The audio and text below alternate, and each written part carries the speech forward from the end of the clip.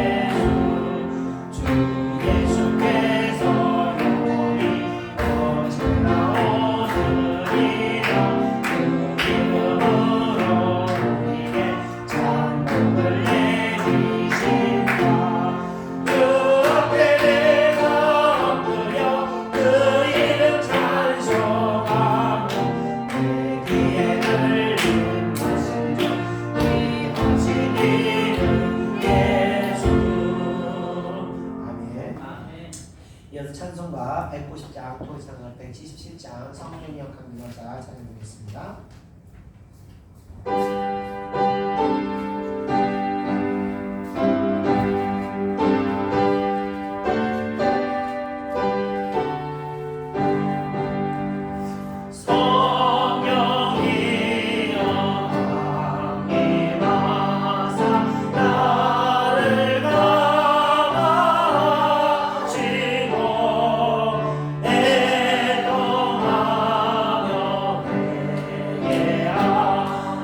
주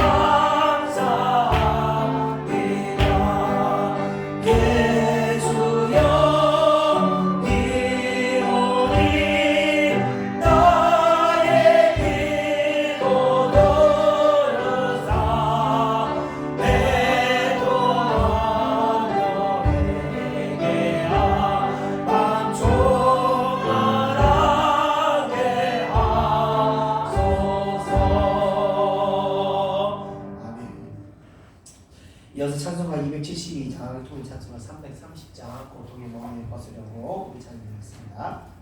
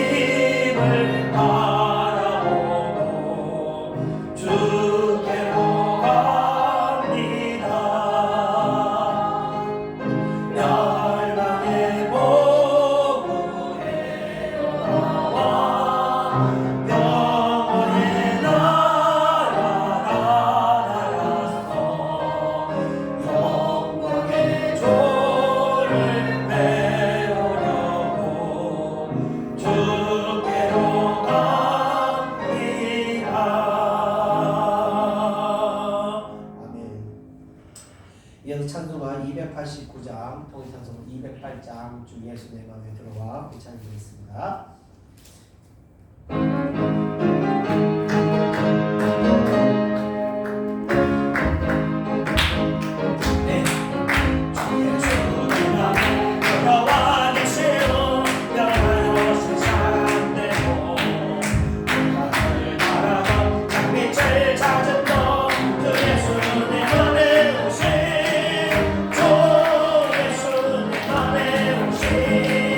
주 예수 내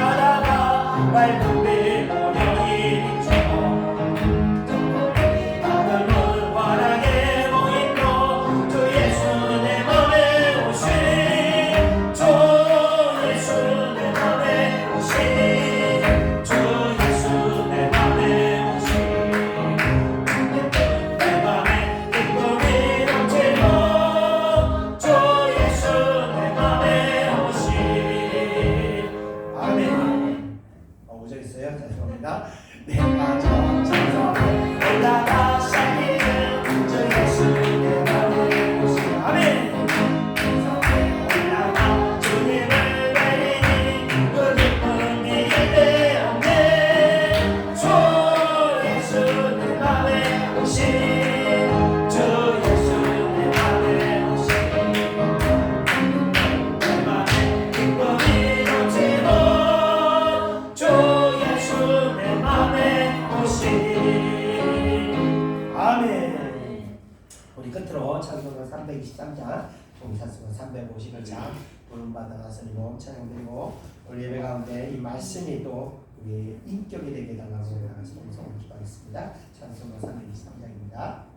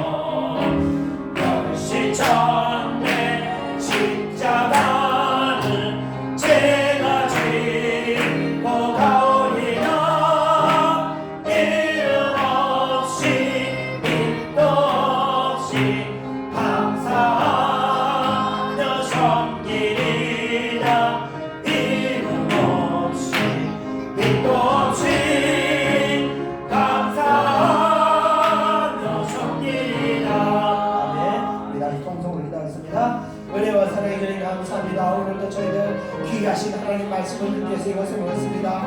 주여 주의 말씀으로 말미암아 아버지여 우리의 심령에 아버지 담비와 같은 말씀이 허락하셔서 아버지 말씀으로 말미암아 부러진 우리 심령이 깨어지고 아버지 죽었던 우리 심령이 아버지 살아날 수 있는 놀라운 은혜를 허락하여 주옵소서.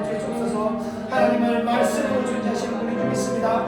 이 말씀으로 우리에게 임하셔서 살아가는 백성들의 영혼을 아버지여 다시 생명력을 가질 수 있도록 은혜 베푸시고 이 예배를 통하여 굳은 심령이 깨고되고 아버지여 낙심하고 상처받은 심령들을 다시 온전히 회복될 수 있는 그 은혜를 허락하여 주시옵소서. 아버지여 병든 심령이 회복되고 죄악된 심령이 아버지여 회개하여 다시 아버지여 거룩함을 반복할 수 있는 그런 은혜를 허락하여 주시옵소서. 이 예배로 말미암아 살아가는 백성들 아버지여 새롭게 변화시켜 주옵소서. 온전하게 다시 회복시켜 주옵소서. 그 은혜를 우리가 갈망합니다. 갈망하며 이 시간도 모였습니다. 아버지 한 사람의 이름을 말미암아 온 나라와 민족이 아버지 구원받게 되는 줄 믿습니다. 여기 갈급한 심령들이 모여서 하나님께 부르짖고 갈망하는데 하나님께서 이곳에 놀라운 은혜를 허락하시는 줄 믿습니다. 그 은혜를 허락하셔서 사랑하는 백성들이 오직 주님으로 만족할 수 있도록 역사하여 주시옵소서. 감사드리며 모든 것 예수님의 이름으로 기도드려옵나이다. 아멘. 다같이 사도신경으로 신앙을 고백하겠습니다. 전능하사 천지를 만드신 하나님 아버지를 내가 믿사오며 그 외아들 우리 주 예수 그리스도를 믿사오니 이는 성령으로 잉태하사 동정녀 마리아에게 나시고 본디오 빌라도에게 고난을 받으사 십자가에 못 박혀 죽으시고 장사한 지 사흘 만에 죽은 자 가운데서 다시 살아나시며 하늘에 오르사 전능하신 하나님 우편에 앉아 계시다가 저리로서 산자와 죽은 자를 심판하러 오시리라. 성령을 믿사오며 거룩한 공예와 성도가 서로 교통하는 것과 죄를 사하여 주시는 것과 몸이 다시 사는 것과 영원히 사는 것을 믿사옵나이다. 아멘. 이 시간 예배를 대표해서 전종수전 교회 대표 기도해 주시겠습니다.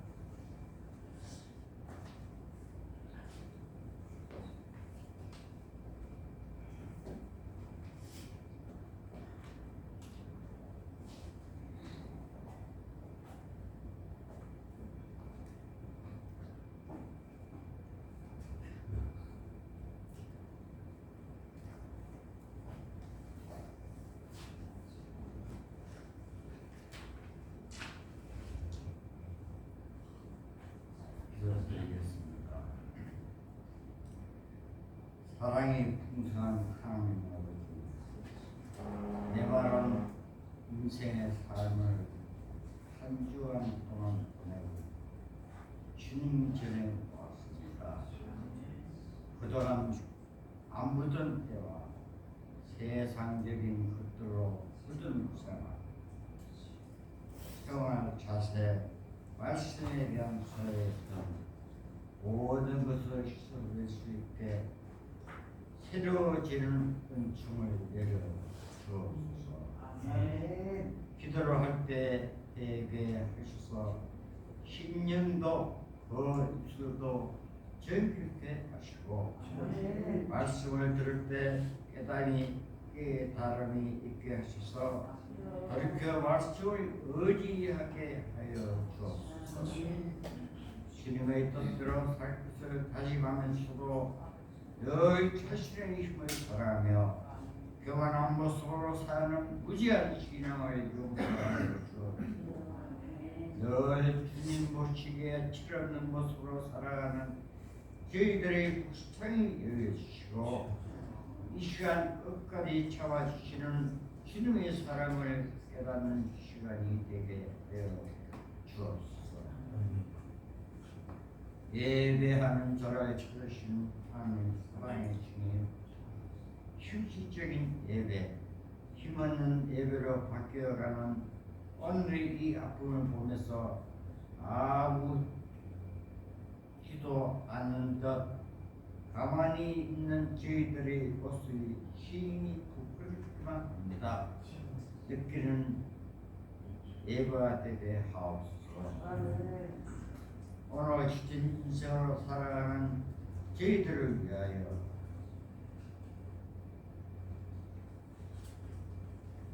주시고 고달프고 상처받은 심령마다 주님의 피 묻은 손으로 어루만져 주시고 새 힘을 얻고 돌아가는 발걸음이 되게 하옵시며 복받은 삶 속에서 각박해진 제 심령이 눈 시간이 되게 하옵시며 주님의 귀한 말씀을 듣고 단 위에 서신 목사님의 성령의 능력으로 놀라운 주님의 말씀을 제하게 얻은 자신을 발견하며 마음을 쓰고 영혼을 쏟는 참에게 더더나게 하옵소서.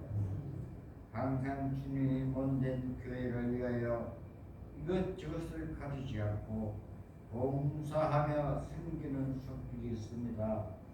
그 아름다운 마음에 볼에 도움을 다하셔서 주님께 큰 충성을 바칠 수 있게 하옵시며 예배의 시종을 주님이 주장할 것을 믿사오며 우리 예수 그리스도 이름으로 기도합니다. 아멘.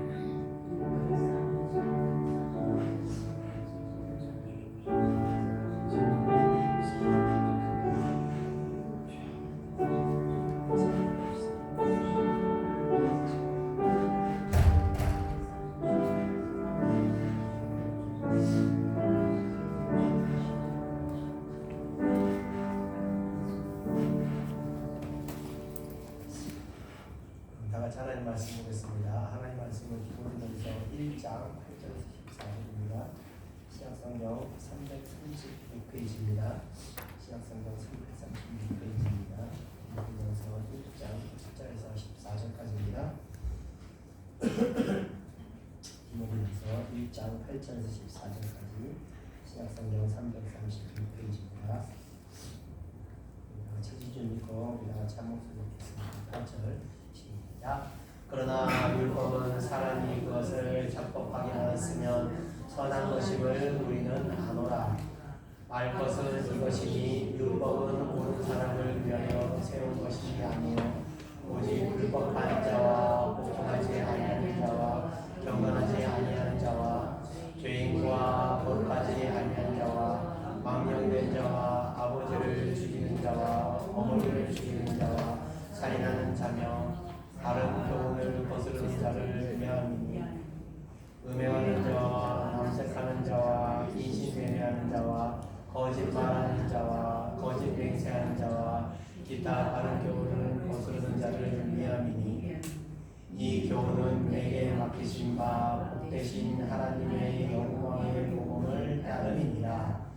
나를 능하게 하신 그리스도 예수 우리 주께 내가 감사함은 나를 충성되이 여겨 내게 직분을 맡기심이니 내가 전에는 비방자여 박해자여 폭행자였으나 도리어 긍휼을 이룬 것은 내가 믿지 아니할 때 알지 못하고 행하였음이라. 우리 주 우리의 은혜가 그리스도 예수 안에 있는 믿음과 사랑과 함께 넘치도록 풍성하였도다. 아멘. 오늘은 디모데전서 1장 두 번째 시간입니다. 지난주 목요일날 수요일이었죠. 수요일날 우리 양경남 목사님 아버님 장로님께서 저기 초청하셔서 저희가 이제 가신 분도 있고 가시 못하는 분도 계시는데 끝나고 가지 못하신 분들은 말씀 미루어 주시고 됩니다. 이게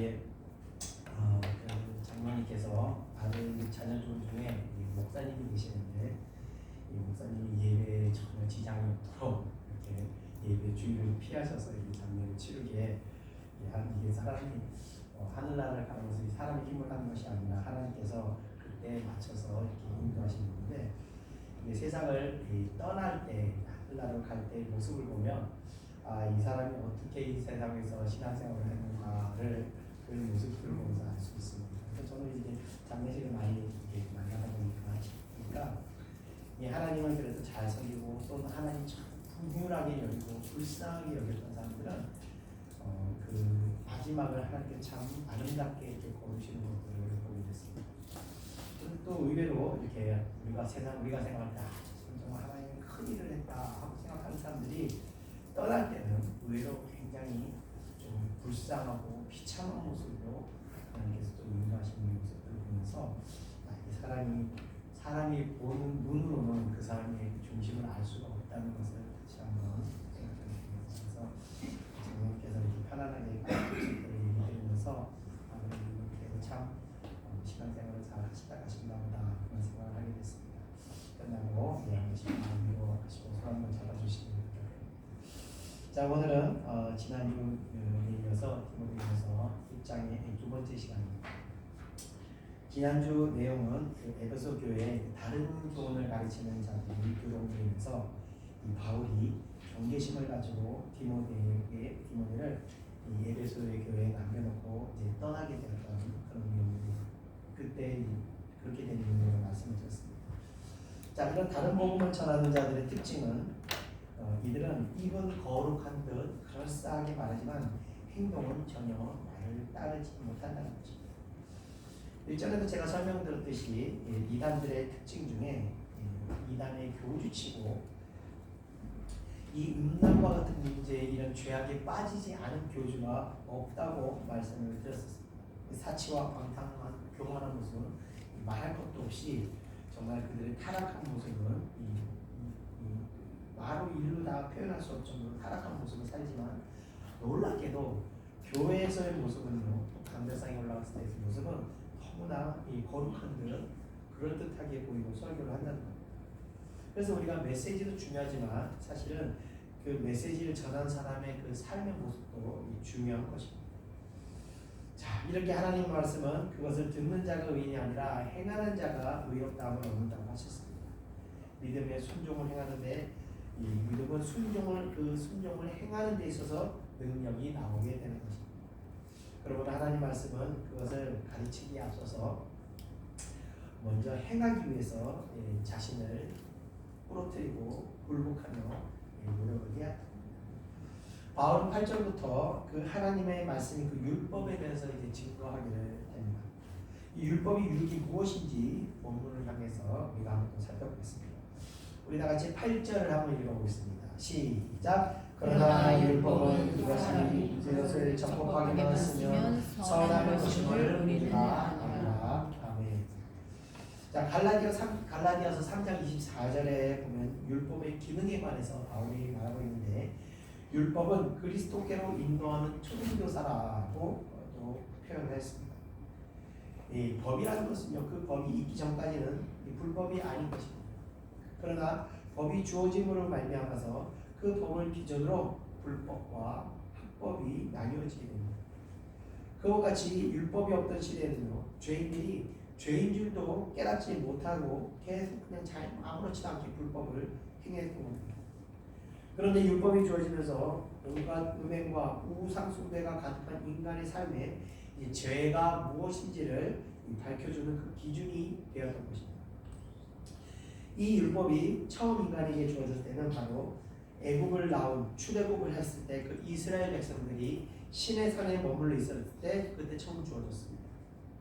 이제 막 출애굽한 당시의 이스라엘 백성들은 지난 400년간 애굽에서 노예 생활을 하면서 살았습니다. 그래서 자연스럽게 그들은 그 애굽의 그 우상 예정, 이교도적인 문화와 종교 그리고 생활 방식에 젖어서 자연스럽게 거기에 동화돼서 살아왔던 것입니다. 그래서 그들은 하나님의 백성임에도 불구하고 우상을 섬기며 죄악 가운데 빠져 있으면서도 그것이 죄인 줄도 깨닫지 못하고 살았던 겁니다. 자, 이와 같은 문화, 민족성 이런 어떤 집단적인 사상 체계에 빠져 있다 보면요, 죄가 죄인 줄 모르고 살아가게 되는 경우들이 많이 있습니다. 이 구한말 조선이라는 땅에 처음 선교사들이 들어왔을 때 이 나라의 모습은 우리가 영화나 드라마에서 보는 것처럼 그런 아름다운 조선의 모습이 아니었습니다. 사뭇 달랐습니다. 이 선교사 헤셋 바르텍이라는 사람이 이 조선에 대해서 말하기를, 조선인은 이 만주인이나 중국인에 대해서 훨씬 더 도망을 즐기는 민족이구나, 이 민족이라서 시골 어느 골목을 가봐도 그곳마다 노름을 하고 있었으며 생필품을 사는 것조차도 구입하기보다는 내기로 구하려고 할 정도로 노름을 좋아하는 민족이었다라고 묘사하고 있었습니다. 또 영국의 여행가 비숍이라는 사람은 그 사람의 저서에 기록하기를, 조선에 대해서 남존여비로 인해서 조선의 남자들의 방탕한 생활에 대해서 기록했는데, 이 흔한 외도와 첩을 두는 일로 인해서 여성들이 겪어야 하는 그 비애와 절망에 대해서 기록하면서 조선의 여성에 대해서는 이렇게 표현했는데, 조선의 딸들은 아버지의 손에 처형되고 아내는 남편에게 살해를 당한다라고 그 당시의 그 심각성을, 여성에 대한 그 심각성을 기록한 기록들이 남겨졌습니다. 이 지금이야 뭐 불법 도박을 이제 죄로 규정하고 처벌하고 여성의 인권도 보호하고 있는 법들이 많이 있지만, 당시에는 그런 불법은 당연한 것처럼 여기고 생활하고 있었던 겁니다. 이뿐 아니라 죽은 조상에게 제사를 드리는 것을 생명처럼 여기는 이 유교적인 영향으로 인해서 온 나라가 우상에 젖어 있었습니다. 지금도 이 대만이라는 데를 가보면요, 동네 입구마다 산당을 차려놓고 아침에 조개 가려고 쫙 나가보면 향 냄새가 온 동네를 쭉 깔려서 풍겨지고 있습니다. 온 나라가 우상을 섬기는 거예요.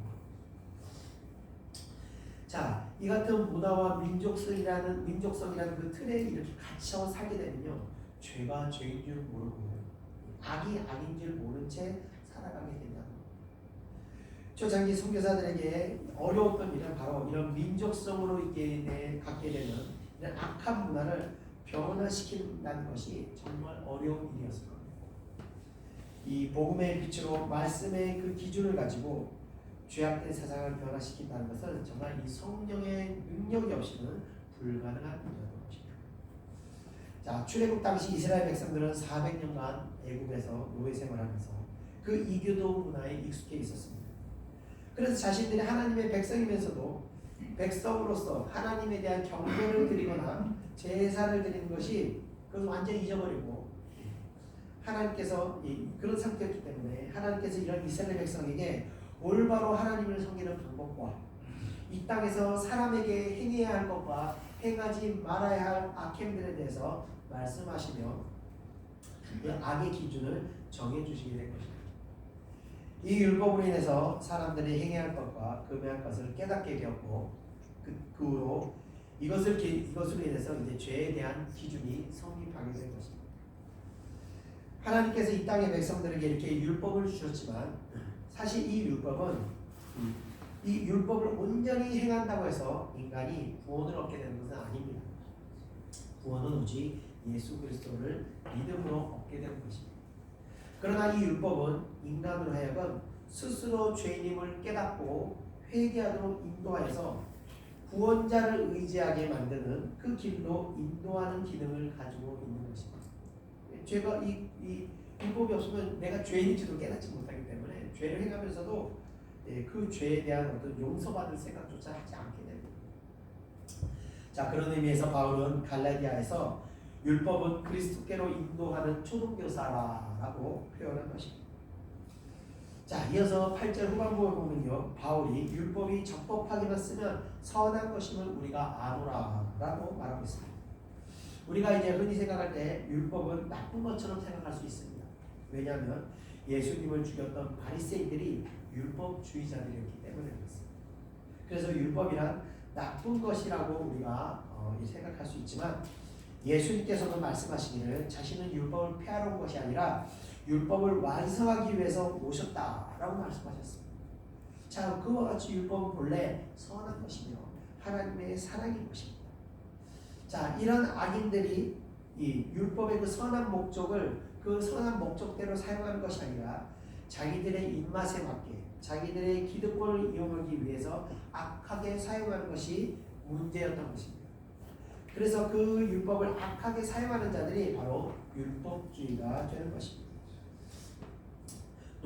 다이너마이트를 발명한 노벨이 처음 다이너마이트를 개발할 때는 이 광부들이 굴을 파나가는데 큰 바위를 만들었을 때 그 바위들을 일일이 곡괭이로 다 깨서 부시는 그 힘든 과정을 보면서 어떻게 하면 저 큰 바위들을 쉽게 부술 수 없을까 고민하다가 그 안에서 이제 발명하게 된 게 바로 다이너마이트를 개발하게 되었습니다. 그런데 정작 인간들은요, 그 다이너마이트를 폭탄으로 만들어서 전쟁에서 사람을 죽이는데 사용하게 된 것입니다.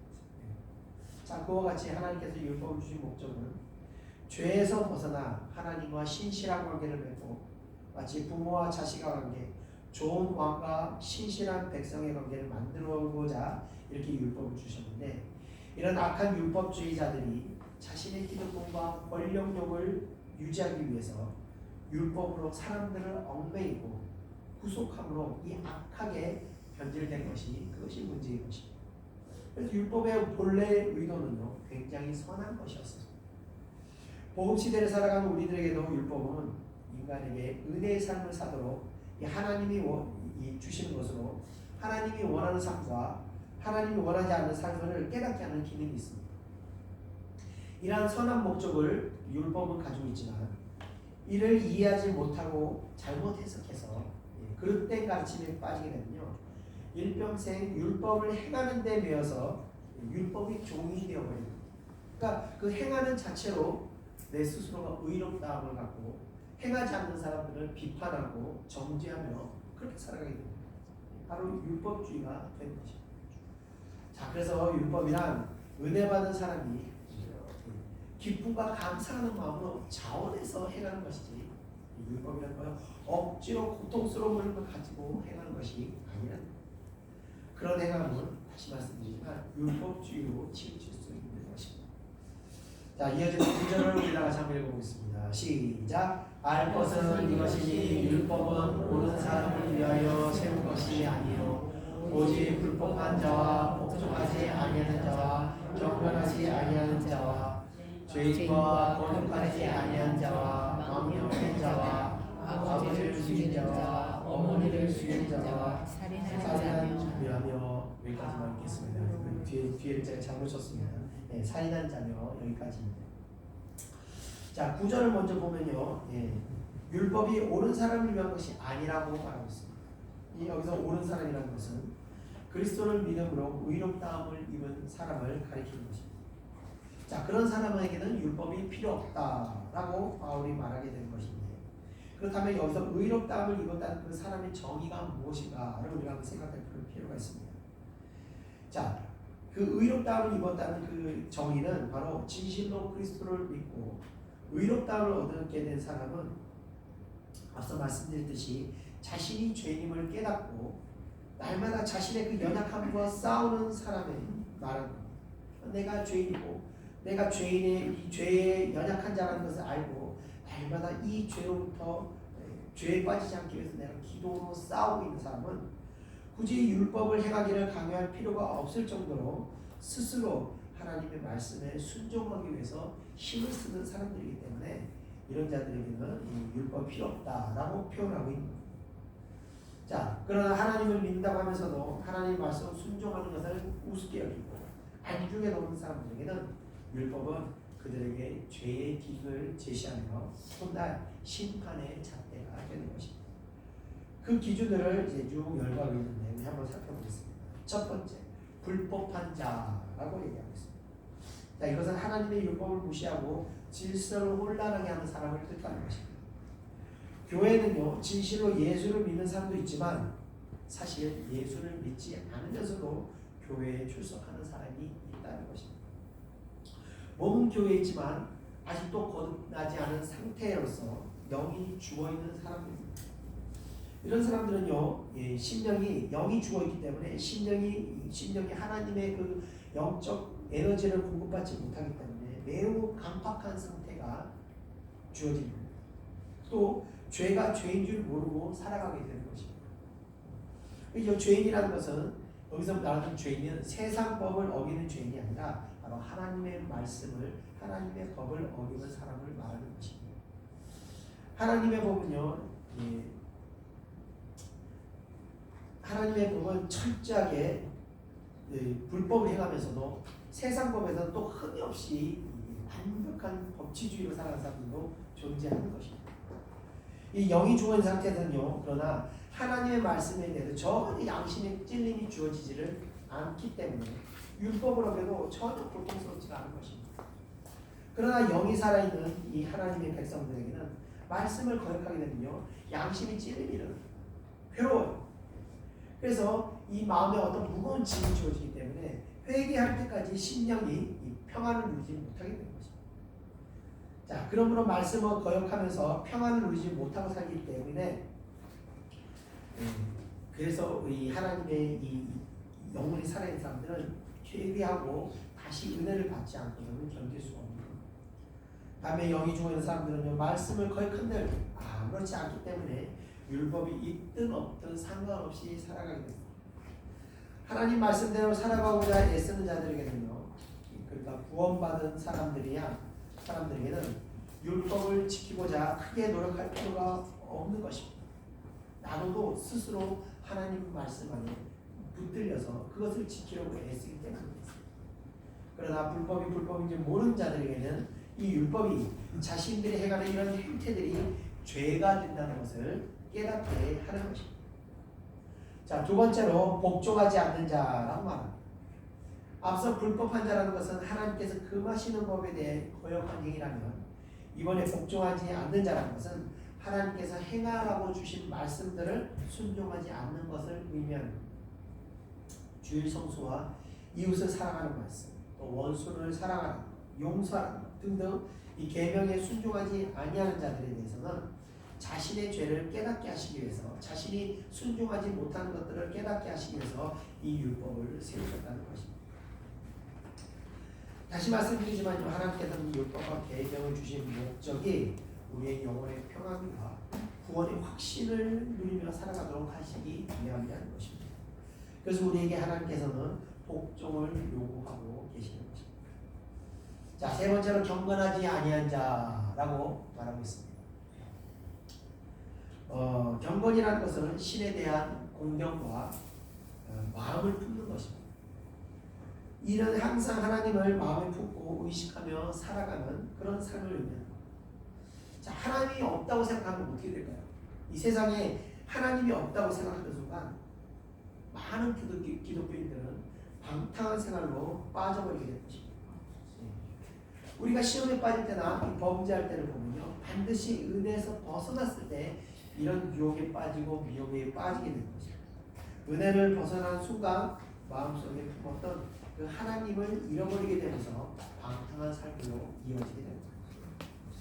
자, 네 번째, 죄인이라고 말하는데, 죄인이란 하나님과 상관없는 자로서 하나님과 그 날마다 그 불법을 행하는 자를 말하는 겁니다. 한마디로 죄의 노예로 살아가는 사람을 뜻합니다. 자, 하나님의 종이 되어야 할 이 백성들이 죄의 종이 되어서 죄를 짓지 않고서는 살아가지 못하게 되는 겁니다. 하나님의 백성들은요, 하나님의 말씀에 순종하고 살아갈 때 성령께서 하나님의 백성들에게 참 평안과 기쁨을 주시게 됩니다. 자, 반면 죄의 종들, 그러니까 죄에 중독된 자들은요, 그들에게도 그 비슷한 특징이 있는데, 이 중독된 자들은, 죄에 중독된 자들은 그 죄악을 저지를 때 비로소 평안을 누리며 마음의 안정을 찾게 된다는 것입니다. 왜냐하면요, 그들이 이미 죄의 종이 되었기 때문에 마귀가 그들의 심령이 가만히 있을 때 평안하지 못하도록 계속해서 심령에 고통을 주기 때문에 그렇습니다. 죄를 짓지 않고서는 고통스러워서 살지 못하게 마귀들이 계속 도움을. 그래서 죄를 짓지 않고는 도저히 견디지 못해서 그 죄를 범하게 되면 그 죄를 범하는 순간 그 마귀는 그들에게 거짓된 평안과 희열을 느끼게 됩니다. 그 희열과 평안은 잠시뿐이며 다시 고통 속에 빠지게 만들기 때문에 한번 죄의 종이 된 사람들은 계속 죄를 저지르지 않고서는 견디지 못하게 되는 것이며 한 인생이 그렇게 파멸로 내려가게 되는 것입니다. 자, 다섯 번째, 거룩하지 아니한 자라고 기록하고 있습니다. 이 거룩이라는 것은요, 그 히브리어 원문의 뜻을 보면 잘라내다, 분리시키다 이런 의미를 가지고 있습니다. 그래서 영적인 어떤 더러운 것과 분리된 상태가 되는 것이고 또 세상적인 것들과 분리된 상태를 의미하는 것입니다. 그러니까 성도를 거룩해야 한다는 것은 영적인 더러움과 분리해야 합니다. 우상의 생각과 음란한 더러운 것들과 분리되어야 하는 것이고 또 세속적인 세상 풍류를 즐기고 오락에 빠지는 이런 도박이나 이런 것들과 또 분리되어 있어야 하는 것입니다. 그래서 성도는요, 세상 즐거움을 빠져서는 안 되는 것입니다. 그래서 세상 주식에서 유행하고 있는 여러 가지 것들과 구별되어 있어야 하는 것입니다. 하나님의 은혜의 말씀을 성도들은 즐거워해야 하는 것입니다. 자, 여섯 번째, 망령된 자라고 합니다. 이 망령이 되는 것은 이 하나님의 이름을 경솔하게 여기고 영광을 가리우는 행동들을 말하는 겁니다. 자, 이렇게 여기까지 여섯 번째까지가 인간이 하나님에 대하여 지켜야 할 문제들에 관한 것을 지적한 이야기라면 이어지는 내용은 사람이 사람에게 대하여 불법한 사람들을 일컫게 되는 말인데 일곱 번째부터 다시 한번 보겠습니다. 자, 일곱 번째는 아버지와 어머니를 죽이는 자라고 말씀하시는데 이 부모를 없이 여기는 자를 가리키는 말로서 이런 자들은 영적인 측면에서 볼 때 하나님께 불순한 자들과 동일한 행동을 하게 됩니다. 자, 이어지는 10절을 우리 다 같이 한번 읽어보겠습니다. 시작. 음행하는 자와 남색하는 자와 이신매매하는 자와 거짓말하는 자와 거짓 맹세하는 자와 기타 바른 교훈을 거스르는 자를 위함이니. 아멘. 자, 10절에 음행하는 자, 남색하는 자는 이 정욕에 빠져서 이 하나님께서 창조하신 질서를 깨트리는 자들입니다. 이 세계와 함께 이 혼합주의가 지난 70년간 계속 발전했습니다. 온 세계에 퍼져서 이 남녀 이제 성별까지도 혼합하게 만들어서 이 동성연애자들이 막 자기들이 부끄러운 줄도 모르고 오히려 자신들의 그 더러운 것들을 당당하게 세상에 드러내는 그런 시대까지 이르게 되었습니다. 하나님께서는요, 각 시대마다 그 시대를 심판하실 때 전쟁과 같은 어떤 충격적인 요소를 사용하셔서 그 시대의 어떤 잘못된 생각들을 각성시켜 주셨습니다. 자, 이 과거에 이성이 굉장히 발달하게 되면서 과학 문명이 이 산업혁명으로 인해서 과학 문명이 발전하게 됐을 때 인간들은 어떤 생각을 가지게 되냐면요, 야, 우리가 열심히 노력하면 전 우주의 비밀도 다 밝힐 수 있고 모든 것을 우리가 다 할 수 있는 그런 시대가 오겠구나 하면서 이성이 발달했던 시대가 있었습니다. 그 이성주의가 그렇게 팽배했던 시대가 바로 1차 대전이 일어나기 전까지 그런 시대가 이어져 왔습니다. 그러나 1차 대전이 발발하게 되면서 처참한 그 전쟁 결과를 세상 사람들은 보게 됐습니다. 그래서 그때 인간의 이성의 노력으로 이 완전한 세상을 이룰 수 있었다는 그 모든 것이 불가능하다는 것을 그 전쟁의 참상을 통해서 깨닫게 되었습니다.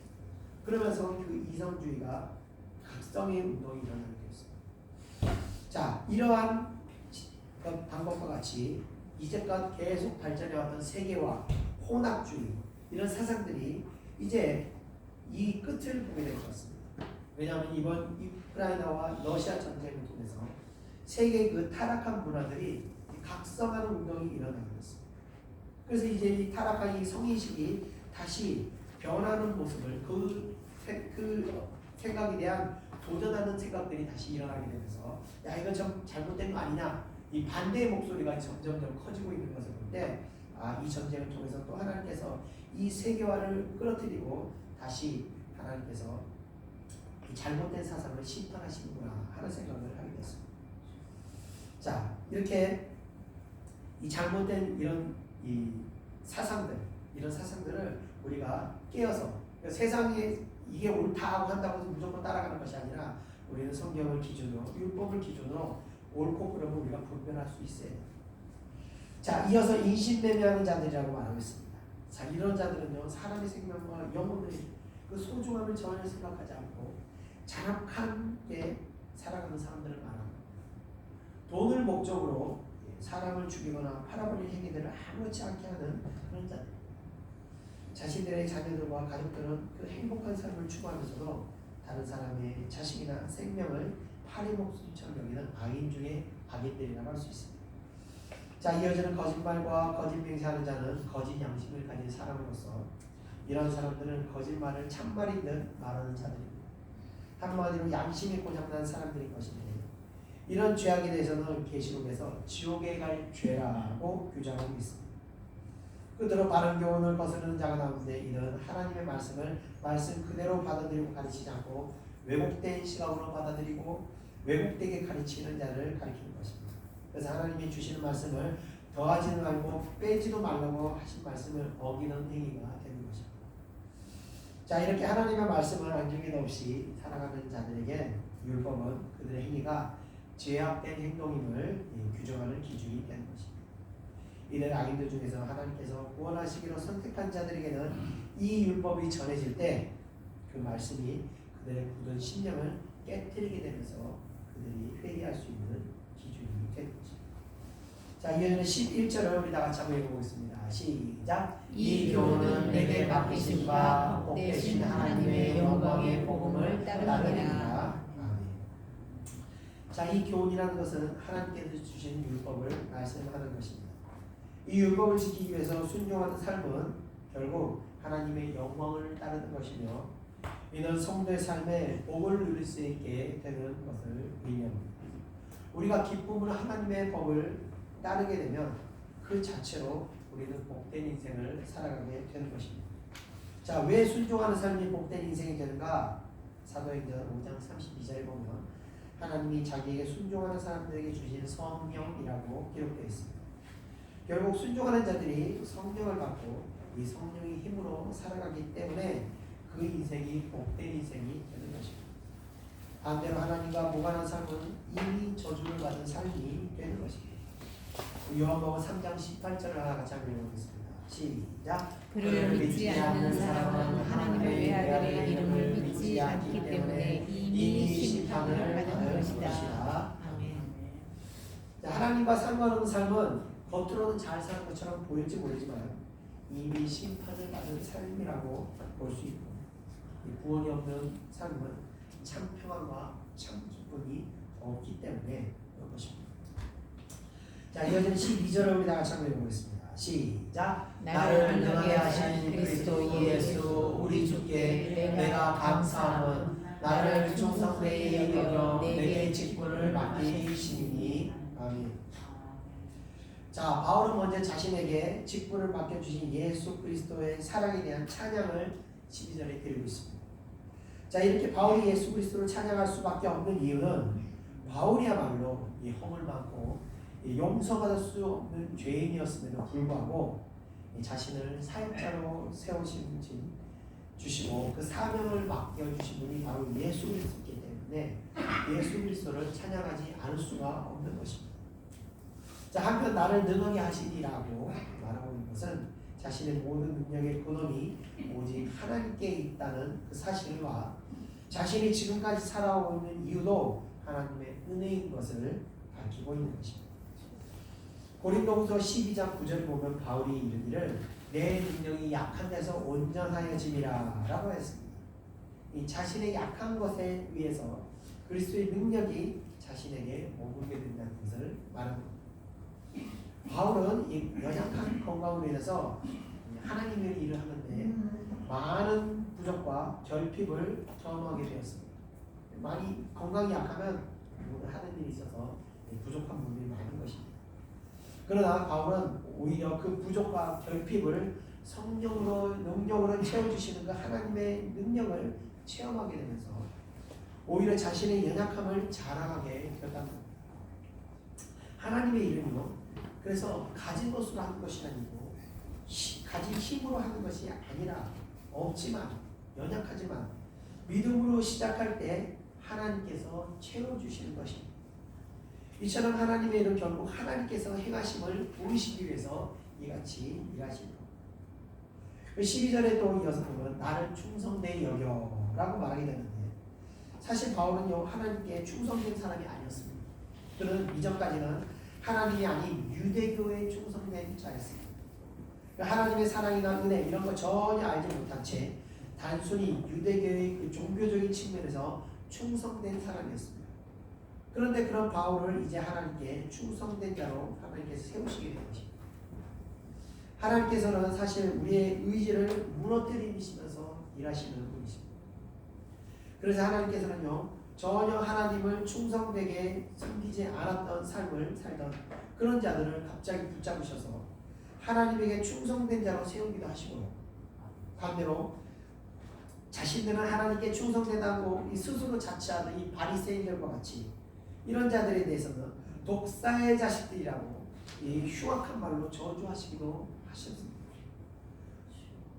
또 내가 가진 것을 할 수 있다고 나설 때는 물리쳐 꺾으시면서 겸손하게 낮추시기도 하지만 반대로 나는 할 수 없다고 이 절망에 빠져 있을 때는 부르셔서 힘을 주시고 믿음으로 그 일을 감당하도록 성령께서 도우기도 하신다는 것입니다. 결과적으로 우리가 감당하는 사명들은 하나님께서 우리 열정이나 우리의 능력으로 하게 하신 것이 아니라 하나님께서 하심으로 그분의 왕되심을 인정하도록 역사하신다는 것입니다. 결국 바울 사도도 자신이 남들보다 뛰어나서 사명을 받은 것이 아니라 자신의 당연한 능력으로 하나님의 사명을 감당하는 것도 아니라 오직 하나님이 세우셔서 하나님이 행하시고 하나님의 능력 주심으로 행하였음을 고백하고 있는 것입니다. 자, 이어지는 13절 우리 다 같이 한번 읽어보겠습니다. 시작. 내가 전에는 비방자요 박해자요 폭행자였으나 도리어 긍휼을 입은 것은 내가 믿지 아니할 때 알지 못하고 행하였습니다. 자, 바울은 여러분이 아시는 바와 같이 그리스도를 믿기 이전까지 그리스도를 핍박하는 자였습니다. 13절에 바울은 자신이 그리스도인들을 어떻게 받게 하였는지를 묘사하고 있는데, 그리스도인들에 대해서 먼저 바울은 자신을 비방자라고 말하고 있습니다. 비방자라는 것은 모독자라고 볼 수 있는 것으로 이전까지 그리스도를 모독하며 비방하는 자였다는 것을 말하는 겁니다. 자, 또 두 번째로 박해자라고 말하고 있습니다. 그는 일일이 그리스도인을 찾아다니면서 괴롭히는 그런 아주 지독한 사람이었습니다. 세 번째는 폭행자라고 말하고 있습니다. 이 기독교인들의 인권이 유린하는 것을 말합니다. 잡아다가 스테반을 돌로 쳐 죽을 때 바울도 그 자리에 있었고, 사람들을 잡아다가 가두고 두드려 패고 온갖 이 잔혹한 일을 다 저질렀던 그런 사람이었다는 것입니다. 그래서 사도 바울이 처음 이 거듭나게 돼서 그리스도를 증거할 때 사람들이 무서워서 사도 바울 옆에 가지도 못했다는 거예요. 그렇게 악을 행했음에도 불구하고 하나님께서는 그 바울의 영혼을 거두시거나 저주하거나 그렇게 악을 하지 않으시고 구원을 베푸셨다. 이 악한 악인에게도 하나님께서 긍휼을 베푸셨는데 그 이유가 3절 뒤에 나와 있습니다. 바로 내가 믿지 아니할 때 알지 못하고 행하였습니다 라는 것입니다. 즉 알지 못하고 깨닫지 못하여 저지른 죄에 대해서는 하나님께서도 긍휼한 마음을 가지고 계시라는 것입니다. 하나님께서 바리새인들에 대해서 특히 더 그들을 미워했던 이유는 이들은 믿지 않는 자들에 대한 그 태도 때문입니다. 바리새인들은요 이도교인들에 대해서 저주받은 자들이라고 이 편협한 시각을 가지고 있었습니다. 그러나 하나님의 마음은 오히려 그 저주받은 자들에 대해서 불쌍한 마음을 가지고 계셨다는 것입니다. 알지 못하고 죄에 빠져 고통받는 사람을 보면서 이런 찬양도 있지 않습니까? 누가 나를 위해 가서 저들을 구원케 할까? 이 찬양의 가수와 같이 그들을 향한 하나님의 마음은 이 불쌍하게 여기는 것입니다. 죄에 빠져서 고통 가운데 신음하는 그 영혼들을 불쌍하게 여기는 것입니다. 납부된 성교제를 가보면요 똑같은 인간이고 똑같은 사람으로 태어났지만 태어난 나라와 가정이 달라서 열악한 환경에서 살아가는 사람들을 볼 때 불쌍한 마음이 들게 됩니다. 예전에 제가 필리핀 선교지에서 잊지 못할 한 자매가 있는데 겨우 한 14살, 13살, 14살 정도 보면 중학생 1, 2학년 정도밖에 안 되는 아주 어린 때 소녀가 아기를 안고 젖을 먹이고 있었어요. 그런데 우리가 이제 그때 그 불황 부족들에게 이제 쌀을 기증해서 그들이 이제 그 쌀로 밥을 해 먹게 되는데 우리가 흔하게 먹는 그 쌀밥이 그들에게는 특별한 날이더라고요. 그래서 저도 그때 몰랐는데 밥을 주면서 고기 국물을 2방울로 떨어뜨려 주는 거예요. 그래서 좀 더 주지 국물을 저렇게 흘린 건가? 처음에 흘린 건 줄 알았습니다. 얘들은 왜 맨밥을 먹고 국물을 흘렸나 했더니 그 국물 2방울밖에 못 주는 거예요. 너무 고기가 귀해서.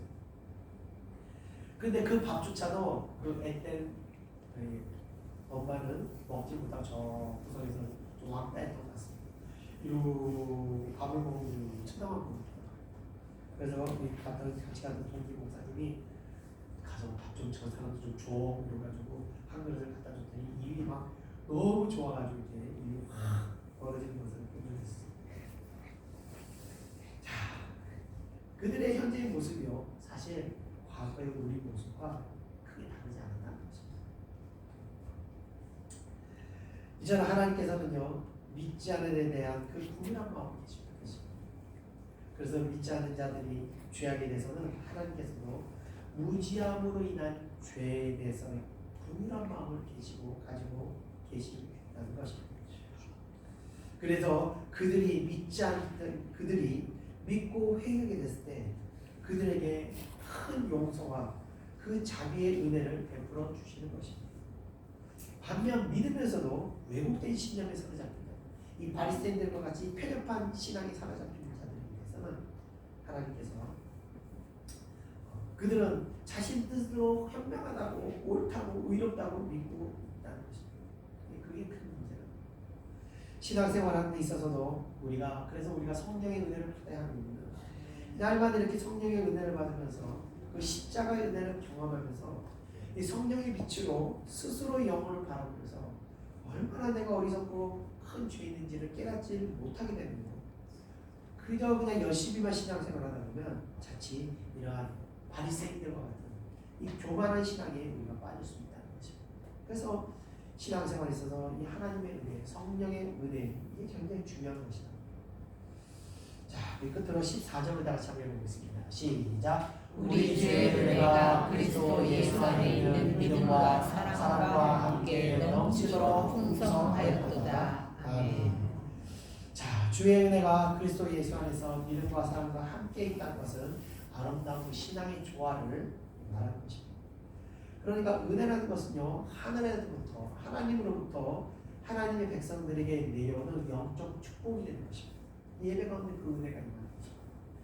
그 은혜를 받은 하나님의 백성들은 받은 은혜에 대한 그 믿음의 고백을 다시 하나님께 올려드리는 것이며, 동시에 그 받은 은혜를 이웃에게 전하면서 그 받은 사랑을 나누는 것입니다. 이러한 이웃사랑과 하나님에 대한 믿음의 순종은 은혜가 넘치는 곳에서 풍성하게 나타나는 것입니다. 그래서 무엇보다도 교회는요, 믿음의 순종을 강요하기에 앞서서, 복음을 전하기를 강요하기에 앞서서 먼저 은혜 받기를 사모해야 하는 것입니다. 무엇보다도 은혜에 치중해야 됩니다. 전도도 받은 은혜를 나누는 겁니다. 전도해라 아무 사랑도 없이 감동도 없이 그냥 예수 믿으세요, 예수 믿으시라 하는 것이 아니라 받은 은혜에 감사함으로 우리가 순종하는 것입니다. 그래서 그 어떤 것도 억지로 강요할 수 있는 것이 아닙니다. 무조건적으로 강요하다 보면 오히려 심령이 상합니다. 은혜를 받아서 스스로 자원해서 행해야 하는 것입니다. 자, 그와 같이 그럴 때 그렇게 우리가 자원하고 스스로 행할 때 모든 것이 하나님의 은혜로 진행되고 진행되는 것입니다. 그래야 우리의 힘과 의지가 빠지고 하나님의 능력이 그 가운데 역사하게 됩니다. 이렇게 은혜가 넘치는 곳에서 풍성한 은혜가 나타나게 됩니다. 저는 이제 그 전도를 강요한 적도, 헌신을 강요하거나 봉사를 강요한 적도 거의 없습니다. 아마 여러분들이 더 잘 아실 거라고 생각합니다. 그러나 회개하고 은혜를 받아라, 이것만큼 저는 강요하는 요소도 없는 것 같습니다. 하나님이 이런 억지로 하는 것이 아닙니다. 억지로 할 것 같으면 잠시 쉬고 기도 시간을 가지라고 저는 그렇게 말합니다. 이 교회가 세워지고 성장하는 것도 마찬가지라고 생각합니다. 우리의 힘으로 하는 것도 아니고 우리의 능력으로 하는 것도 아니고 억지로 할 수 있는 것도 아니고, 교회를 부흥시키기 위해서는 어떤 열심히 노력을 하지 않는 것이고 그저 기도하고 은혜를 소망하며 나가는 것이죠. 그래서 저는 사실 여기서 5년 동안 그저 기도만 했습니다. 우리 다 같이 기도만 하지 않습니까? 오직 기도. 하나님께서 그래서 이제 어떤 영혼이 와도 이 교회가 이제 어떤 영혼도 섬길 수 있는 그런 어떤 신실한 믿음 위에 선거하는 어떤 확신이 제 마음 안에 일어납니다. 그래서 어떤 영혼도 회복시킬 수 있다는 그런 영적 성숙함도 어느 정도 갖추게 될 것 같습니다. 자, 이 교회에서 앞으로도 마찬가지일 겁니다. 하나님께서 기뻐하는 모습으로 우리가 우리의 어떤 의지를 가지고 하는 것이 아니라 하나님이 함께 하심으로 이렇게 한 걸음 한 걸음 세워나가는 그런 교회 될 거라고 믿습니다. 그리고 그런 교회와 여러분의 성도들의 모습이 되기를 소원합니다. 그래서 여러분들 은혜를 많이 받으십니다. 은혜를 많이 받으셔야 그 받은 은혜 감사해서 여러분의 찬양과 여러분의 기도와 여러분의 봉사 헌신이 이 자원에서 기쁨으로 드려질 때 하나님께서 그 마음을 받으시고 크게 은혜를 허락하신다는 것입니다. 그런 교회와 여러분 성도님 되시기를 축원드리며 말씀 마치겠습니다. 기도하겠습니다. 은혜와 사랑해 주님 감사합니다. 오늘 주신 말씀을 통해서 하나님, 이 율법이 우리의 죄악된 것을 다시 깨닫게 하는 그런 은혜가 있음을 깨닫습니다. 우리가 이 율법을 지켜야 하는 이유는 하나님에 대한 사랑을 우리가 잘 따르기 위함을 우리가 다시 깨달았습니다. 무엇보다도 우리가 하나님 은혜를 받게 하시고 이 은혜를 받은 통해서 그 은혜에 감사해서 하나님이 주신 말씀을 우리가 순종할 때 어렵거나 힘듦이 없이 기뻐하며 자원하며 드릴 수 있도록 인도하여 주시옵소서. 또 이곳에 아버지의 말씀을 거역하며 불법하는 자들에게는 이 말씀의 기준을 통해서 아버지 두려운 마음을 갖게 하시고 그 말씀을 아버지 외면하지 말고 반드시 그 말씀을 통해서 돌이켜 회개할 수 있는 심령을 허락하여 주시옵소서. 그래서 다시 하나님의 의로운 길로 돌아와 아버지와의 신실한 관계가 유지할 수 있도록 그 하나님이 주시는 축복으로 살아갈 수 있도록 인도하여 주시옵소서. 감사드리며 예수님의 이름으로 기도드립니다. 아멘. 우리 다 같이 찬송가 374장, 통일찬송가 423장 나의 믿음이 약할 때 찬양드리겠습니다.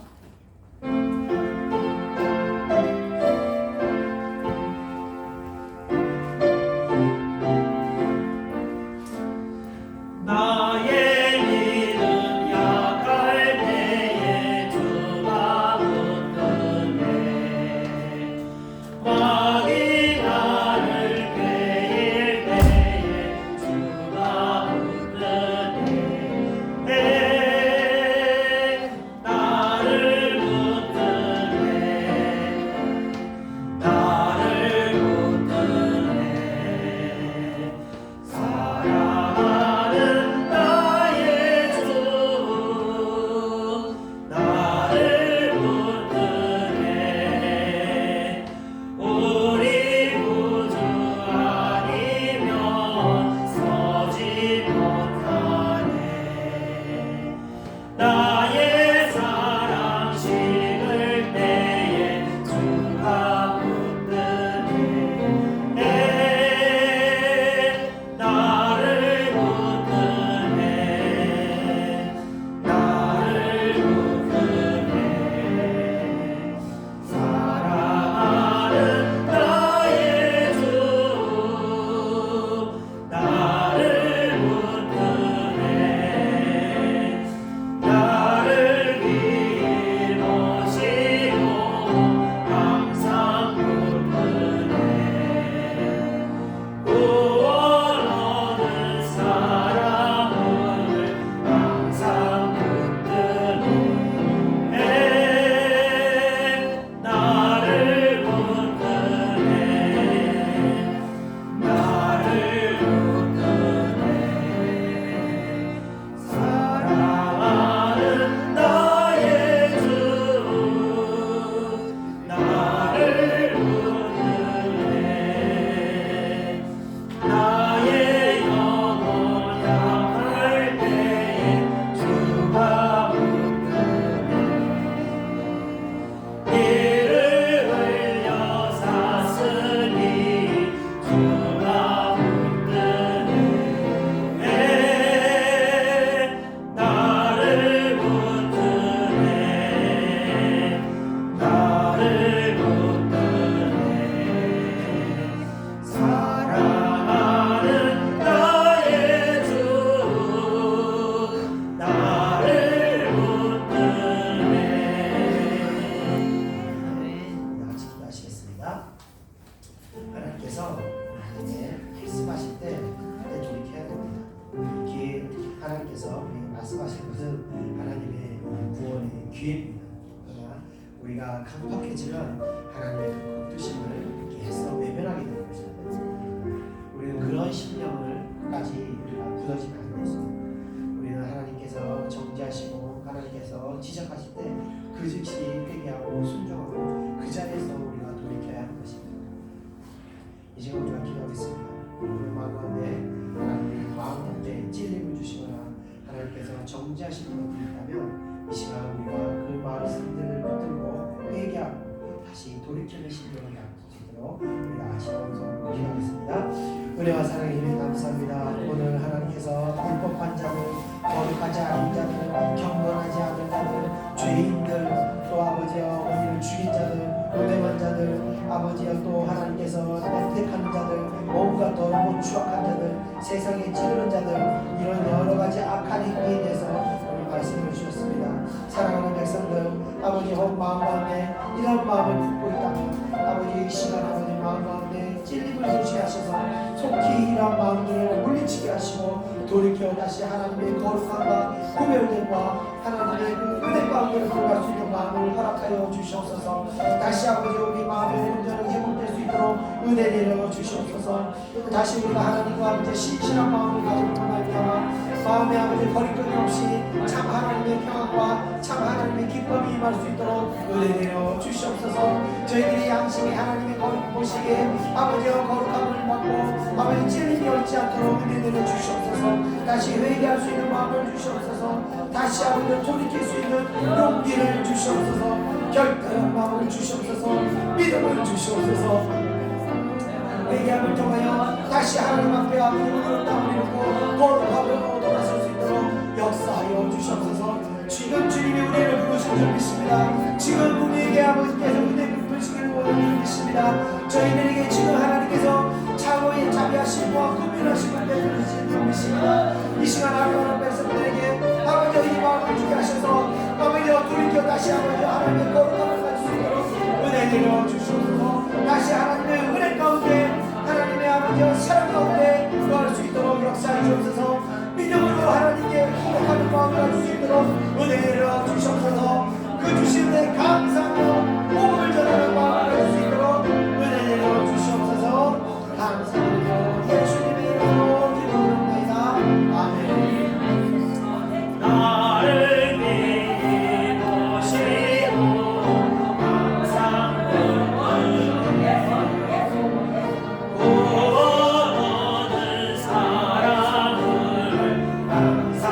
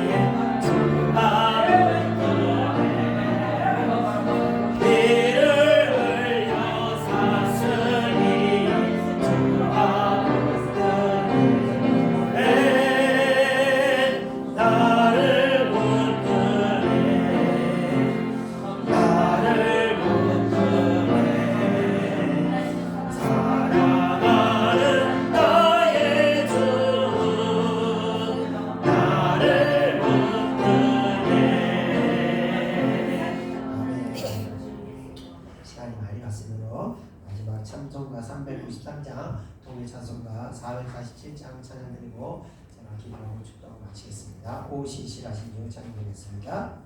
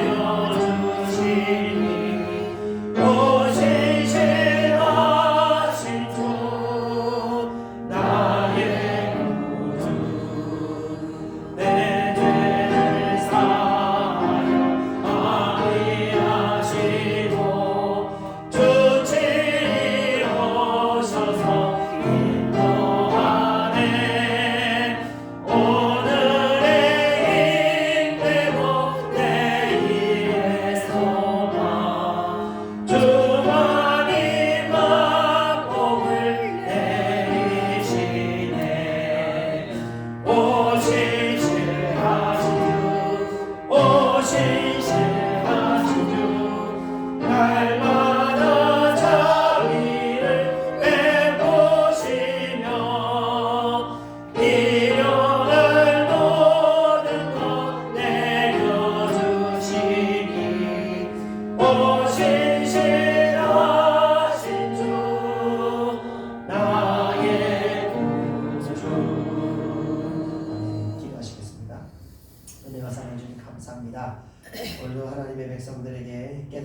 주시고 저희들의 죄를 아버지여 깨달을 수 있도록 내주시면 감사합니다. 하나님 간곡히 구하고 원하옵기는 하나님의 백성들을 아버지의 천국 가는 그날까지 당신의 의로운 손으로 놓지 마시고 우리가 죄악된 길에 있을 때 아버지여 외면치 마시고 징계하셔서 다시 깨닫게 하시고 돌이켜 다시 하나님의 은혜 안으로 들어갈 수 있도록 인도하여 주시옵소서. 우리가 하나님 앞에 고난을 받고 어려움을 당할지라도 하나님의 손에서 떠나지 않도록 우리를 붙들어 주시옵소서. 우리가 하나님 은혜 안에 평생을 거하며 산 것이 세상의 그 어떤 유익보다도 가장 큰 축복임을 우리가 믿습니다.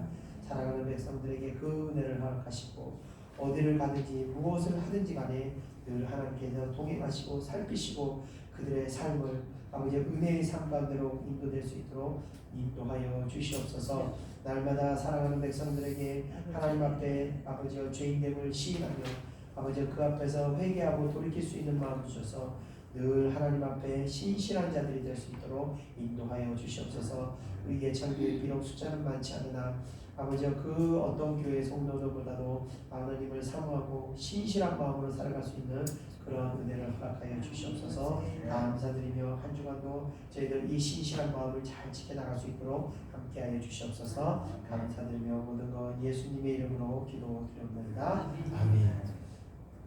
이제는 우리 구주 예수 그리스도의 은혜와 하나님의 크신 사랑하심과 성령의 인도하심이 이 자리에 모이는 하나님의 사랑하는 백성들 머리 위에 이제부터 영원히 함께 있을지어다. 아멘.